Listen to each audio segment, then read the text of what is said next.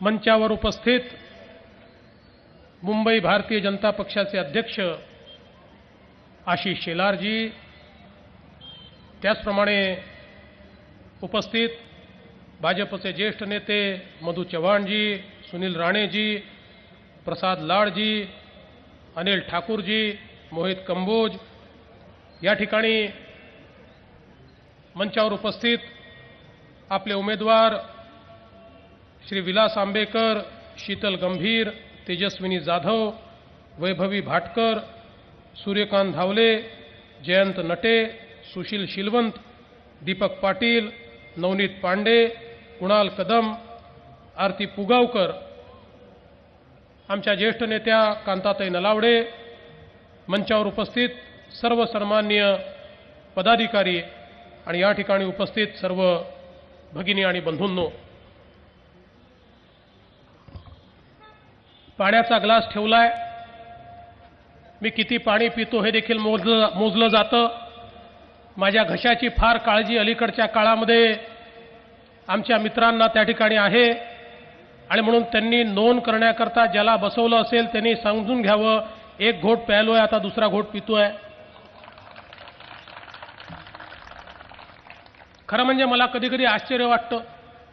म्हणाले तुम्ही या ठिकाणी जे पाणी पिता ते पाणी देखील आमचं आहे. हे पाणी देखील आमचं आहे हे असं म्हणण्यासारखं आहे की टाटानी म्हणावं तुम्ही जे मीठ खाता ते आमचं मीठ आहे, त्यामुळे जागायचं असेल तर टाटा करता जगावं, या ठिकाणी मागायचं असेल तर टाटा करता मागावं. अशा प्रकारे आमचं पाणी तुम्ही पिताय. पण माझा आक्षेप याला नाहीये. माझा मूळ आक्षेप हाच आहे की महानगरपालिकेच्या संदर्भात तुमचा जो भाव आहे की महानगरपालिका आमच्या मालकीची आहे, ती आमची खासगी मालमत्ता आहे, हाच भाव तोडण्याकरता भारतीय जनता पार्टी मैदानामध्ये आली आहे. ही महानगरपालिका ही साहेबांची नाही आहे. ही महानगरपालिका तुमच्या मालकीची नाही आहे. इथे मालक निवडून द्यायचे नाही आहेत. या महानगरपालिकेमध्ये आम्हाला सेवक निवडून द्यायचे आहेत.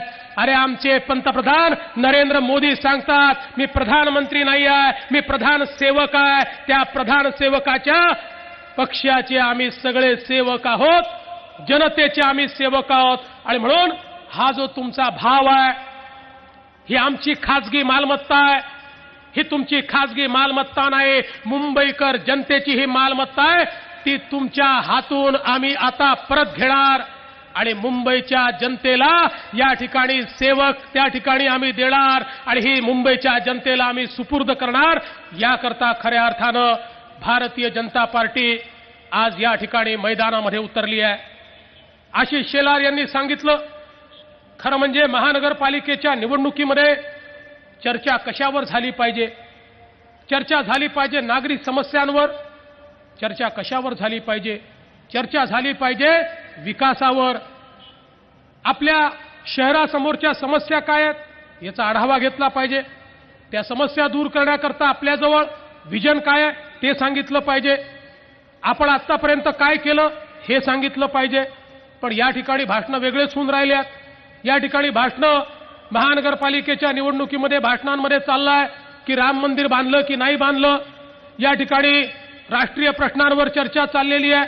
ही राष्ट्रीय प्रश्नांवर चर्चा का चालली आहे? ही एकाच कारणाने चालली आहे, इथे काही केलंच नाही तर सांगतील काय? आता आशिषजींनी सगळी पोल उघडली, जे जे सांगितलं ते सगळं खोटं ठरलं, काहीच केलं नाही, सांगण्यासारखं काही नाही. उत्तर देता येत नाही म्हणून आक्रस्तळेपणा करायचा, उत्तर देता येत नाही म्हणून विषयांतर करायचं. आता राम मंदिराचा मुद्दा हा देशाच्या निवडणुकीचा, उत्तर प्रदेशच्या निवडणुकीचा, आमच्याकरता तो निवडणुकीचा मुद्दाच नाही. राम मंदिर आम्ही बांधलेलं आहे, त्या ठिकाणी भव्य बांधायचं आहे, त्याचं आश्वासन हे आम्ही त्या ठिकाणी आमच्या जाहीरनाम्यात दिलेलं आहे आणि राम मंदिर आमच्या मनामध्ये आहे. त्याच्यामुळे त्या ठिकाणी या महानगरपालिकेच्या निवडणुकीमध्ये त्याचा कुठलाही संबंध नाही. आणि खऱ्या अर्थानं या मुंबईमध्ये राम मंदिर स्टेशन तयार करण्याचं काम आणि प्रभादेवी स्टेशन तयार करण्याचं काम हे भारतीय जनता पक्षानं केलं. हे देखील या ठिकाणी नोंद घेण्याची या ठिकाणी मी विनंती करतो. आणि म्हणून खऱ्या अर्थानं मला या वादावादीमध्ये जायचं नाहीये. मला मुंबईचा विकास हवाय. मुंबईच्या विकासाचा रोड मॅप काय आहे तो मला आपल्यासमोर ठेवायचा आहे. अनुषंगानं काही विषय आले तर त्याची उत्तरं द्यावी लागतात, म्हणून केवळ या ठिकाणी मी काही गोष्टींची उत्तरं देतोय. आता काय सांगितलं, म्हणाले हा गुन्हेगारांचा पक्ष आहे, भारतीय जनता पक्षात सगळे गुन्हेगार आहेत, हा गुन्हेगाराचा पक्ष आहे. आता कोण बोलतं गुन्हेगाराचा पक्ष आहे म्हणून? मी सहज माहिती घेतली. मी म्हटलं आता सगळे उमेदवार उभे राहिले आहेत, सगळ्या उमेदवारांना ॲफिडेव्हिट दाखल करावं लागतं. मग सगळ्यात जास्त गुन्हे असलेले उमेदवार कुठल्या पक्षाचे? सगळ्यात जास्त गुन्हे असलेले उमेदवार हे शिवसेना पक्षाचे. 63 उमेदवार हे गुन्हेगार शिवसेना पक्षाने दिले आहेत. त्यांच्यावर आता अनेक वेळा गुन्हे असेही असतात, आमच्याही काही उमेदवारांवर गुन्हे आहेत, पण अनेक वेळा गुन्हे असेही असतात. अनेक वर्ष विरोधी पक्षात राहिलो, विरोधी पक्षात राहिल्यामुळे त्या ठिकाणी आपण रास्ता रोको केलं, एखादं बंद केलं, त्यामुळे आपल्यावर गुन्हे येतात. आणि म्हणून मग मी विचारलं की गंभीर गुन्हे किती आहेत, तर त्यात लक्षात आलं एकूण या ठिकाणी 43 गंभीर गुन्हे हे शिवसेनेच्या उमेदवारांवर आहेत. आणि त्या गुन्ह्यांची सगळी संख्या जर आपण बघितली तर 81 गंभीर गुन्हे हे शिवसेनेच्या उमेदवारांवर या ठिकाणी आहेत. या मुंबईमध्ये सर्वाधिक गुन्हेगारांना तिकीट जर कोणी दिलं असेल तर ते शिवसेनेने दिलं आहे. आणि या ठिकाणी मात्र आम्हाला म्हणतात भारतीय जनता पार्टी ही गुन्हेगारांची पार्टी आहे. एकदा जरा अपने गिरेबान में भी झांक कर देखो, सच क्या है ये तुम्हें नजर आएगा. कभी आईने के सामने भी खड़े होकर देखो, सच क्या है तुम्हें नजर आएगा. पण तुम्हाला आरशासमोर उभं राहायचं नाही आहे, तुम्हाला आपल्यामध्ये पाहायचं नाही आहे, कारण तुम्हाला हे माहिती आहे की काहीही बोललं तरी चालतं. या ठिकाणी केवळ विषयांतर करायचं आहे, कुठल्याही विकासाच्या प्रश्नाला हातच घालायचा नाही आहे. आणि म्हणून अशा प्रकारच्या गोष्टी या ठिकाणी सांगणं चाललेलं आहे. बंधू भगिनींनो, या मुंबई समोरचे प्रश्न काय आहेत? अनेक दिवस आम्ही सातत्याने पाहतो. मुंबईचे प्रश्न झाले की सगळ्या मीडियासमोर येतात मुंबईचे रस्ते, मुंबईच्या रस्त्यावरचे खड्डे. मुंबई महानगरपालिका श्रीमंत महानगरपालिका, 35,000 कोटीचं बजेट असलेली महानगरपालिका, 50,000 कोटीचं फिक्स डिपॉझिट असलेली महानगरपालिका. आणि या महानगरपालिकेच्या अंतर्गत रस्त्यांची अवस्था इतकी वाईट काय? आमच्या पत्रकारांना दरवर्षी बातमी छापावी लागते, एवढे खड्डे पडले, एवढे रस्ते खराब झाले, मग पुन्हा ते रस्ते आम्ही करतो, मग पुन्हा पुढच्या वर्षी करतो. पूर्वी आम्हाला असं वाटायचं की मुंबईचे रस्ते यामुळे खराब होतात की मुंबई हे कोस्टल शहर आहे, हे एक बेट आहे, त्यामुळे इथे पाणी थांबतं, ते पाणी मुरतं आणि त्या पाण्यामुळे खऱ्या अर्थानं मुंबईचे रस्ते खराब होतात. पण ज्यावेळी मुंबईच्या रस्त्याचं परीक्षण या ठिकाणी आमचे महानगरपालिकेचे आयुक्त अजय मेहता यांनी केलं, त्यावेळी लक्षात आलं पाणी दुसरीकडेच मुरत आहे. आणि या मुंबईच्या रस्त्यांची ही अवस्था ही निसर्गामुळे नाही आहे, या मुंबई महानगरपालिकेच्या भ्रष्टाचारामुळे खऱ्या अर्थानं या रस्त्यांची ही अवस्था आहे. या ठिकाणी माझ्याजवळ रिपोर्ट आहे. हा रिपोर्ट जर आपण बघितला तर मागच्या वर्षी मुंबई महानगरपालिकेने 2,445 कोटी रुपयाचे रस्ते केले. 2,445 म्हणजे किती? आपण जर या ठिकाणी 6 प्रमुख महानगरपालिका सोडल्या तर इतर सगळ्या महानगरपालिकांचं बजेट एकत्रित केलं तरी देखील 2,445 कोटी होत नाही. एवढं बजेट रस्त्याचं एकट्या मुंबई महानगरपालिकेचं. आणि हे 2,445 कोटीचे रस्ते करत असताना या रस्त्यामध्ये काय केलं? या रस्त्यामध्ये ज्यावेळी या रस्त्याचं परीक्षण झालं त्यावेळी लक्षात आलं की याच्यामध्ये 200 रोड, बाकी रस्त्यांचं केलंच नाही, 200 रस्त्यांची किंमत 2,445 कोटी आहे. इतर रस्त्यांचं झालं असतं तर काय निघालं असतं मला माहिती नाही.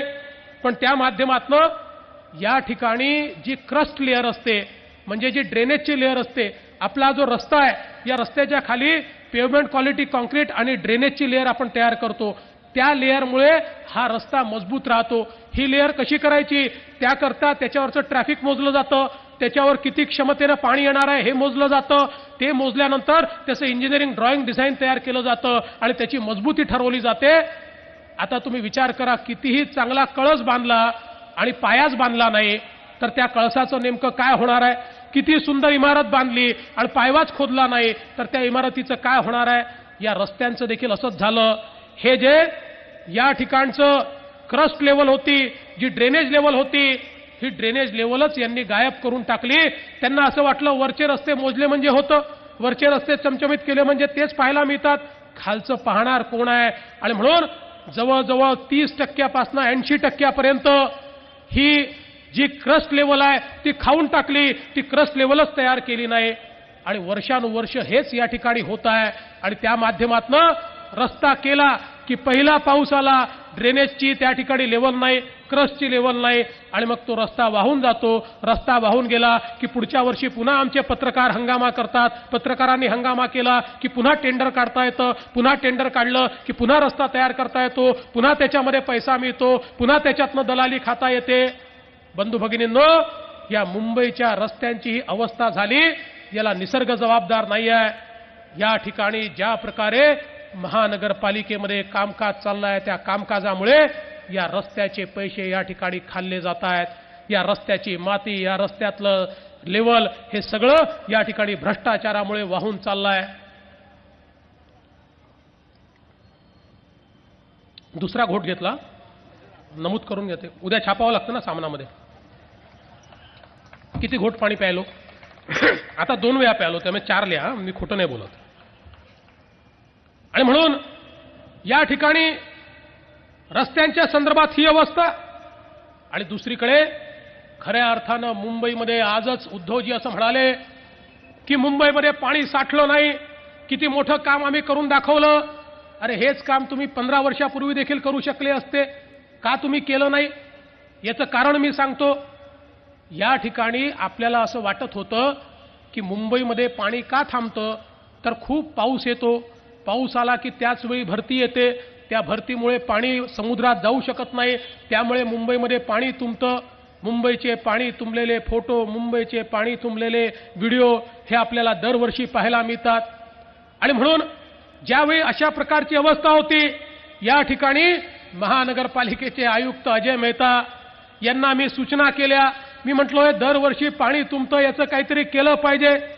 अजय मेहतांनी सांगितलं की या ठिकाणी आम्ही दरवर्षी नाले सफाई करतो, त्या नाले सफाईच्या माध्यमातून पाणी वाहून जाण्याकरता व्यवस्था करतो. पण म्हणाले या पाणी वाहून जाण्याच्या व्यवस्थेतच काहीतरी काळबेर आहे. आणि म्हणून त्यांनी नाले सफाईची चौकशी सुरू केली.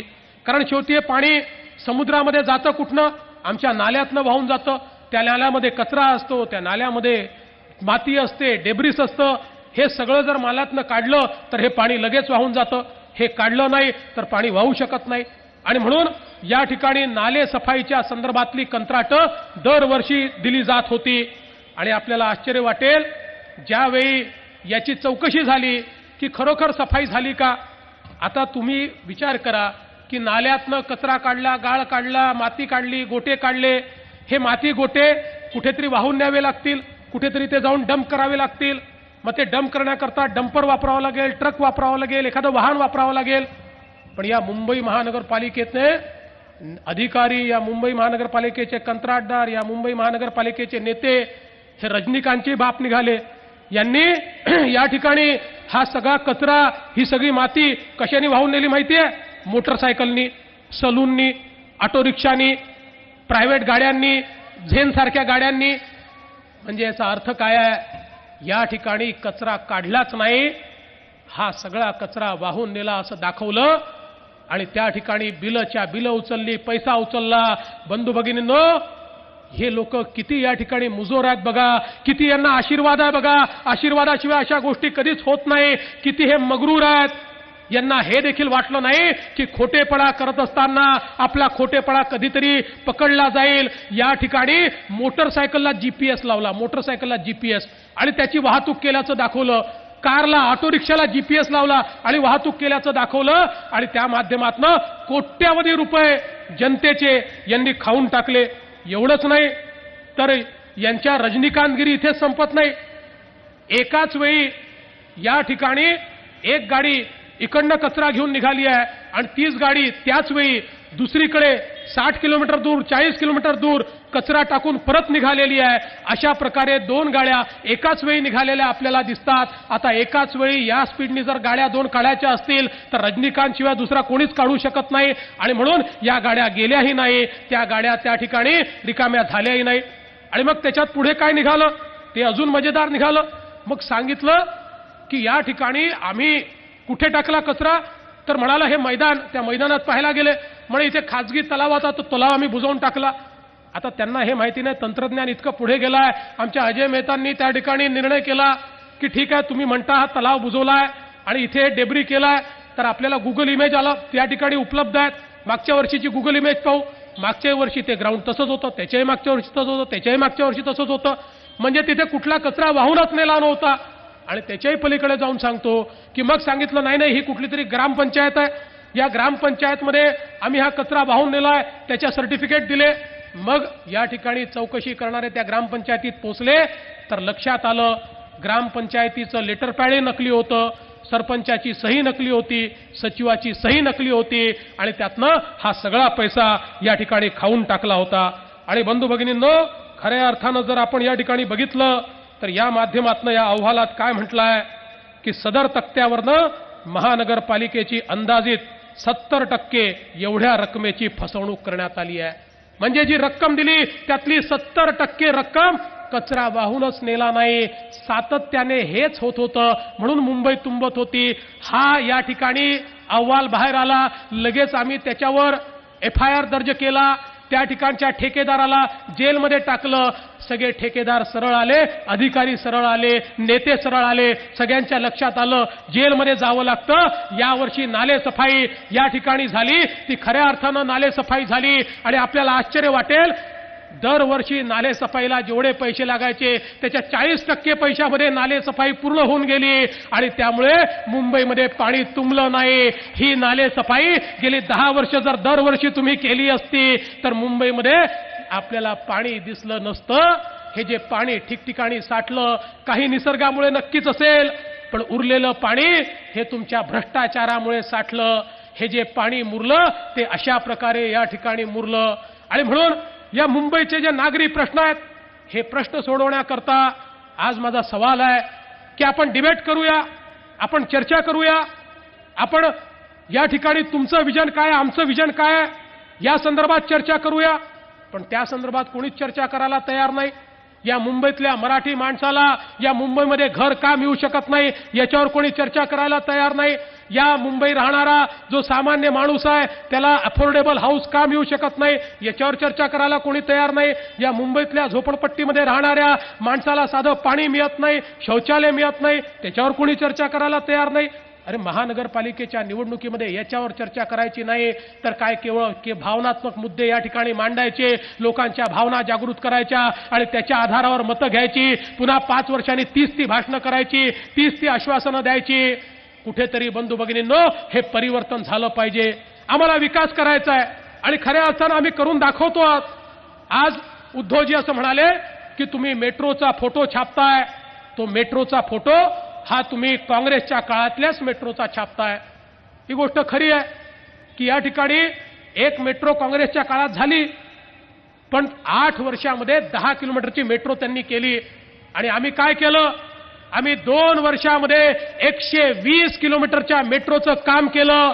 160 किलोमीटर 172 किलोमीटरची मान्यता दिली आणि 200 किलोमीटरपर्यंत ही मेट्रो या ठिकाणी नेण्याचं काम आम्ही केलं. आणि केवळ सांगितलं नाही, उद्धवजी तुम्ही या ठिकाणी कोस्टल रोडबद्दल गेली 5 वर्ष आम्हाला त्या ठिकाणी एक कम्प्युटरवर त्याचं चित्र दाखवतात, काय म्हणतो आपण त्याला, प्रेझेंटेशन, एक ग्राफिकल प्रेझेंटेशन दाखवतात.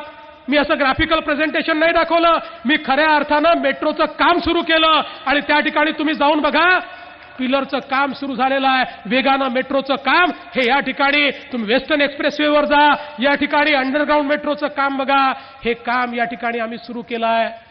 या ठिकाणी ट्रान्स हार्बर लिंकचं काम हे आम्ही लवकरच सुरू करतोय. मुंबई आणि नवी मुंबईला जोडणारा हा देशातला सगळ्यात मोठा सागरी सेतू हा या सरकारच्या कालावधीमध्ये 1.5 वर्षामध्ये त्या ठिकाणी आम्ही मंजूर करून, टेंडर करून आज वर्क ऑर्डरच्या स्टेजपर्यंत तो आणलेला आहे.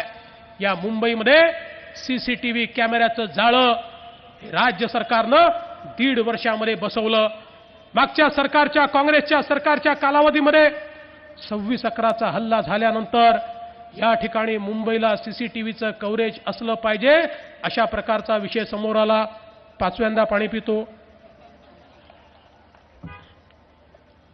पण 6 वर्षामध्ये एक सीसीटीव्ही कॅमेरा तर सोडाच, साधं टेंडर देखील ते काढू शकले नाही. 1.5 वर्षामध्ये या मुंबईमध्ये सीसीटीव्हीचं नेटवर्क आम्ही उभं केलं, या मुंबईला सर्व्हिलन्स खाली आणलं आणि अशा प्रकारचं सॉफ्टवेअर तयार केलं. आमच्या कमांड अँड कंट्रोल सिस्टीममध्ये बसून या मुंबईवर नजर ठेवता येते. आपण बघितलं असेल या गणपतीमध्ये सगळा ट्रॅफिक कंट्रोल हा कमांड अँड कंट्रोल सिस्टीमने आम्ही केला. त्या माध्यमातून कुठे ट्रॅफिक सोडला पाहिजे, कुठे थांबवला पाहिजे याची सगळी माहिती आमच्याकडे होती. त्यामुळे हा ट्रॅफिक स्मूथली या ठिकाणी मूव्ह होऊ शकला. आणि एवढंच नाही तर आता या माध्यमातून आम्ही सुरू केलं आहे की आता ट्रॅफिकचं मॅनेजमेंट हे आम्ही आता कमांड अँड कंट्रोल सिस्टीममधनं करतोय. माझी विनंती आहे, जवळच आपलं कमांड अँड कंट्रोल सिस्टीम आहे, ते एकदा जाऊन बघा, तुम्हाला लक्षात येईल जगातलं आधुनिक अशा प्रकारचं कमांड अँड कंट्रोल सिस्टीम या मुंबईमध्ये केवळ 1.5 वर्षाच्या कालावधीमध्ये आम्ही तयार केलेलं आहे. बंधू भगिनींनो, आम्ही विकास कामं करण्याचा प्रयत्न करतोय, या मुंबईचा चेहरा बदलण्याचा प्रयत्न करतोय. या मुंबईतल्या अनेक वर्षापासून जे प्रश्न प्रलंबित होते, मग तो बीडीडी चाळीचा प्रश्न असेल, गेली 20 वर्ष आपण ऐकतो बीडीडी चाळीचं रिडेव्हलपमेंट होणार, बीडीडी चाळीचं रिडेव्हलपमेंट होणार. आम्ही निर्णय केला आणि त्या ठिकाणी बीडीडी चाळीच्या रिडेव्हलपमेंटचा निर्णय करून 500 चौरस फुटाचं घर या तिथल्या भूमिपुत्राला देण्याचं काम हे राज्य सरकारच्या वतीनं या ठिकाणी होत आहे. आणि हे करत असताना आम्ही सांगितलं, आम्हाला प्रायव्हेट कॉन्ट्रॅक्टर नको, ठेकेदार नको, आम्हाला या ठिकाणी डेव्हलपर नको. कारण डेव्हलपरच्या हाती ते दिलं तर डेव्हलपर काय करतो हे आपण अनेक वेळा बघितलं. आणि म्हणून आम्ही निर्णय केला आणि म्हाडाच्या माध्यमातून या ठिकाणी त्याचं डेव्हलपमेंट आम्ही करतोय. आणि त्या माध्यमातून मोठ्या प्रमाणात या ठिकाणी घरं इथल्या भूमिपुत्रांना या ठिकाणी ही घरं देण्याचं काम हे राज्य सरकारच्या वतीनं आम्ही करतोय. एसआरएच्या स्कीममध्ये आपल्याला माहिती आहे, या मुंबईमध्ये एसआरएतनं झोपडपट्टी धारकांना घरं मिळतील असं आपल्याला वाटायचं. पण एसआरएच्या संदर्भात किती घोटाळे झाले हे मी सांगण्याची आवश्यकता नाही आहे. केवळ एलओआयचं ट्रेडिंग करायचं, एकदा गरीबाला घरातनं बाहेर काढलं की काही दिवस त्याला भाडं द्यायचं, मग भाडं देखील द्यायचं नाही, अशा प्रकारची अवस्था होती. आम्ही सांगितलं हे चालणार नाही. जीव वेळ दिली आहे तेवढ्या वेळामध्ये जर तुम्ही एसआरएचं काम सुरू केलं नाही तर तुमचा एसआरए सरकार ताब्यामध्ये घेईल आणि आम्ही त्या एसआरएच्या बिल्डिंग बांधून त्या गरिबांना त्या ठिकाणी राहण्याची व्यवस्था करू. 100 पेक्षा जास्त एसआरएंना या ठिकाणी नोटीस देऊन ताब्यात घेण्याचं काम आम्ही सुरू केलं आहे. 50,000 घरं या एका वर्षामध्ये एसआरएच्या माध्यमातून बांधून गरिबांना देण्याचं काम हे राज्य सरकारच्या वतीनं आम्ही केलं आहे. शेवटी या मुंबईमध्ये निवाऱ्याचा हक्क प्रत्येकाला आहे. मुंबईचा विकास आराखडा तयार होत असताना मुंबईच्या विकास आराखड्यामध्ये खऱ्या अर्थानं मुंबईची संसाधनं ही ज्यावेळेस आपण अनलॉक करू तर ती करत असताना गरिबाला घर मिळालं पाहिजे, सामान्य माणसाला घर मिळालं पाहिजे, याकरता ती रिसोर्सेस अनलॉक झाली पाहिजे. रिडेव्हलपमेंटच्या माध्यमातून केवळ धनदांडग्यांची घरं नाही, मध्यमवर्गीयांची घरं झाली पाहिजे. याकरता खऱ्या अर्थानं आम्ही या ठिकाणी काम करण्याचा प्रयत्न करतोय. मुंबईला आधुनिक शहराकडे नेण्याचा प्रयत्न करतोय. ज्या मेट्रोचा मी या ठिकाणी सांगितलं, बघा 70 वर्षामध्ये या मुंबईमध्ये सबअर्बन रेल्वेची जी कॅपॅसिटी आपण तयार केली, 70 वर्षात 70 लाख प्रवासी या ठिकाणी प्रवास करू शकतील एवढी कॅपॅसिटी आपल्या लोकलची रेल्वेची आपण तयार केली. आणि 2च वर्षामध्ये ज्या मेट्रोचं काम आम्ही हातामध्ये घेतलं त्यांनी अजून 70 लाख प्रवाशांची सोय या मुंबईमध्ये या मेट्रोच्या माध्यमातून आम्ही करतोय. आणि त्यासोबत ही जी काही आपली रेल्वे आहे, या रेल्वेवर देखील आम्ही एलिव्हेटेड कॉरिडॉर बांधतोय.